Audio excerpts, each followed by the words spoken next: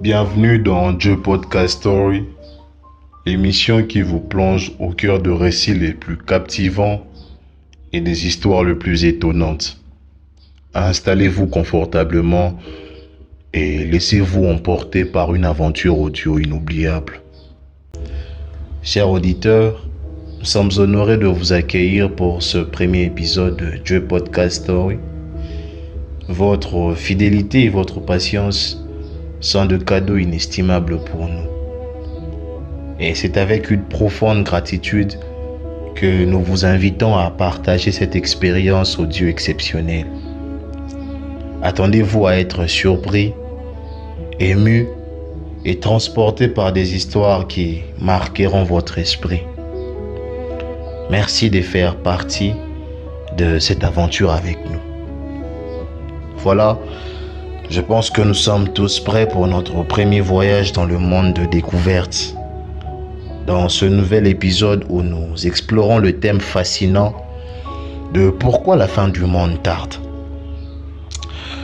Depuis des siècles, les prophéties et les prédictions annoncent la fin imminente de notre monde. Mais pourquoi cette catastrophe tarderait-elle à se produire ? Quels sont les facteurs qui retardent ces scénarios apocalyptiques? Et surtout, quel enseignement pouvons-nous tirer de cette attente prolongée? Restez à l'écoute pour découvrir les réponses à ces questions intrigantes et pour plonger dans une réflexion profonde sur l'avenir de notre monde. Comme vous le savez déjà, il est sans contredit que la Bible contient des textes sacrés traduits en plusieurs langues, qui nous renseignent sur les prédictions ou les prophéties apocalyptiques qui vont nous éclairer pendant cet épisode. Et je ne les dis pas à cause de ma croyance, car même des études scientifiques et politiques le prouvent à suffisance. De ce fait, je vous propose 3 textes qui vont mettre en avant les réponses aux questions posées à l'intro. Le premier, c'est celui d'Apocalypse chapitre 12, versets 7 à 9. Et il y eut guerre dans le ciel. Michel et ses anges combattirent contre le dragon. Et le dragon et ses anges combattirent. Mais ils ne furent pas les plus forts, et leur place ne fut plus trouvée dans le ciel.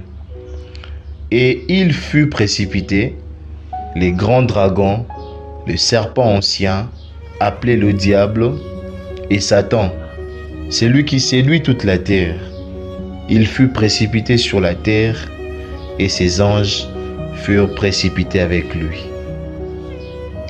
À la question de savoir pourquoi cette catastrophe tarderait-elle à se produire, Apocalypse 12, 7 à 9 nous répond et nous éclaire.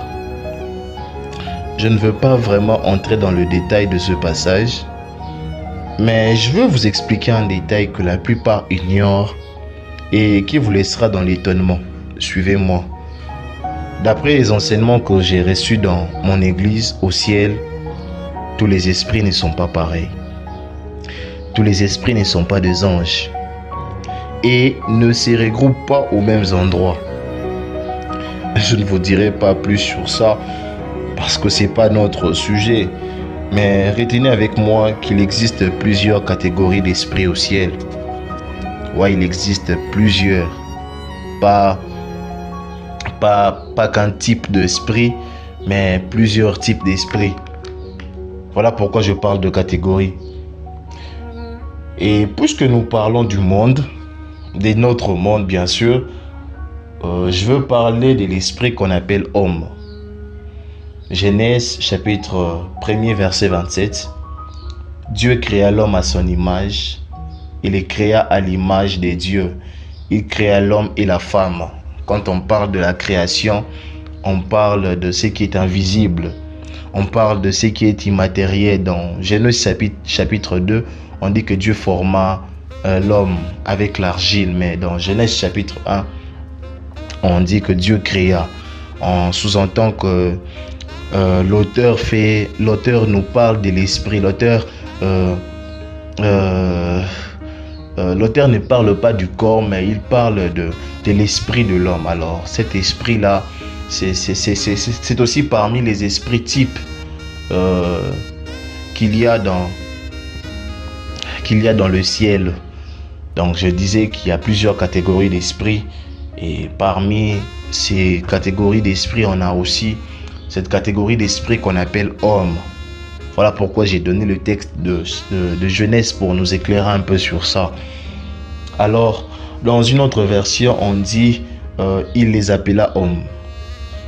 Je reviendrai, je crois, dans un autre épisode pour vous expliquer tout ça. Mais bon, je continue. Je suis sûr que vous vous posez la question, qu'est-ce que l'homme a à faire dans ce sujet? On parle de pourquoi la fin du monde tarde, mais pourquoi parler de l'homme aussi? Le monde dont nous parlons n'est pas celui d'OVNI, des extraterrestres. Nous parlons de la Terre, nous parlons de la planète Terre. C'est le monde des humains, c'est le monde des hommes et des femmes qui me suivent.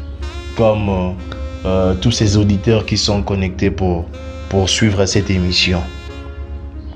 Alors, il est important que nous portons toute notre attention sur l'homme, car c'est lui l'acteur dans ce monde. Je vous ai dit qu'au ciel, tous les esprits ne sont pas pareils. Autant nous avons des séraphins, des esprits qu'on appelle les trônes, les puissances, les archanges. Nous avons aussi une catégorie d'esprits qu'on appelle hommes. Et c'est de cette catégorie que je veux vous parler maintenant. Vous pouvez encore lire Genèse chapitre 1er, verset 27 pour comprendre de quoi je parle.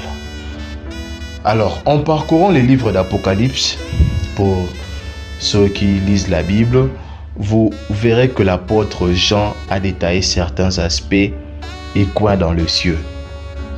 Je vous ai dit que tous les esprits ne se regroupent pas aux mêmes endroits ou encore aux mêmes espaces dans le ciel. Chaque coin, chaque espace est réservé à une catégorie d'esprits selon leur famille. Je veux maintenant répondre à cette question dont vous attendez impatiemment la réponse. En vous donnant les textes d'Apocalypse 12, 7 à 9, je vous ai dit qu'il y a un détail que 90% des lecteurs dans le monde ignorent. Ce détail est de se poser la question, oui, il y a eu guerre dans le ciel, mais cette guerre a eu lieu précisément dans quel coin ou espace du ciel? Et puis, habité par quelle catégorie d'esprit? Car il n'y avait pas de coins vides ou des espaces vides dans le ciel. Chaque espace était réservé soit à une catégorie d'esprit, soit à une autre catégorie d'esprit. Alors, il y a eu guerre dans le ciel, oui, mais cette guerre a eu lieu dans quel coin, dans quel espace? Je pense qu'à ce niveau, ceux qui étaient couchés sur les lits se lèvent, ceux qui n'étaient pas concentrés changent d'attitude et se demandent, mais qu'est-ce qu'il veut insinuer? Chers auditeurs, la guerre n'a pas eu lieu dans un coin vide, comme je le disais, dans le ciel. La guerre a eu lieu dans l'espace où la catégorie d'esprit homme habitait et s'est regroupée par famille. Ça va certainement vous choquer, mais oui, c'est vrai. La guerre a eu lieu dans cet espace-là. Étant dans l'étonnement depuis votre fauteuil ou lit à la maison, vous vous posez la question de savoir quel est le rapport entre cette guerre et le fait que la fin de ce monde tarde. C'est là où l'émission devient très intéressante. Eh bien, je vous réponds en vous posant d'abord une question.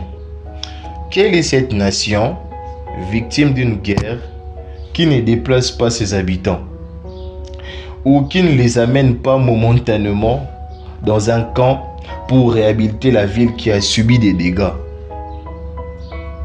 Dans cette histoire d'Apocalypse, je ne vous parle pas des infrastructures ou des dégâts dont le ciel a été victime. Ici, je vous amène à comprendre la rébellion de Lucifer, dont l'acte est considéré ou qualifié d'iniquité qui a souillé l'espace ou le coin dont plusieurs esprits se regroupaient. Les lois universelles établies par Dieu sont formelles.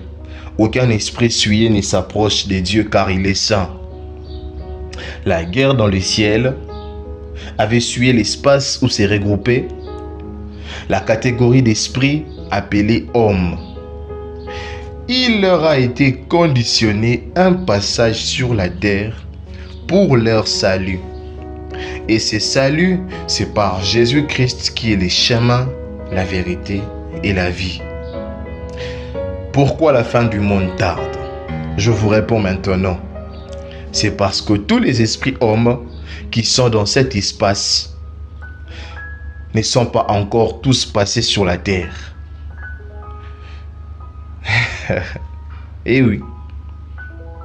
Eh oui. Tous les esprits hommes qui sont dans cet espace-là ne sont pas encore tous passés sur la terre. D'autres arrivent encore. Et je ne sais pas si nous en sommes au 40e, puisque chaque jour il y a naissance. Je ne sais pas si nous en sommes au 40e. Mais ce dernier texte que je vous propose va faire cesser les doutes dans vos esprits au sujet de cette émission. Jean chapitre 14, à partir du 1er verset au 4e verset. Que votre cœur ne se trouble point. Croyez en Dieu et croyez en moi. Il y a plusieurs demeures dans la maison de mon Père. Si cela n'était pas, je ne vous l'aurais pas dit. Je vais vous préparer une place. Et lorsque je m'en serai allé et que je vous aurai préparé une place, je reviendrai. Et je vous prendrai avec moi. Afin que là où je suis, vous y soyez aussi. Vous savez où je vais et vous en savez le chemin. Voilà, tout est clair maintenant. Je vais vous préparer une place, votre place, où vous étiez avant d'arriver dans ce monde. Comprenez que beaucoup d'autres esprits qu'il a connus avant la fondation du monde, qui doivent, comme nous, connaître le chemin pour retourner d'où ils viennent, débarquent chaque jour sur la terre. Et il n'y a que lui seul qui en connaît le nombre. Pourquoi la fin du monde tarde? Tous les esprits qui sont dans cet espace-là, qui a été souillé par la guerre, doivent tous passer par le salut sur la terre. Ils doivent passer par le salut sur la terre pour retourner d'où ils viennent. Car Christ est le chemin par lequel nous passons. Puisqu'il nous a connus où nous étions, il s'en va nous préparer la place qu'on avait déjà. Pourquoi la fin du monde tarde? Tous les esprits qui ont été victimes de cette guerre arrivent, naissent sur la terre, passent par le salut et retournent d'où ils viennent. Nous arrivons malheureusement à la fin de ce passionnant épisode de notre podcast. Nous espérons que vous avez apprécié cette plongée dans l'univers captivant de Joey et que vous avez été inspiré par cette histoire et ses réflexions. Merci encore pour cette écoute et à bientôt pour de nouvelles découvertes. Rendez-vous sur la route, rendez-vous sur scène. Bye bye.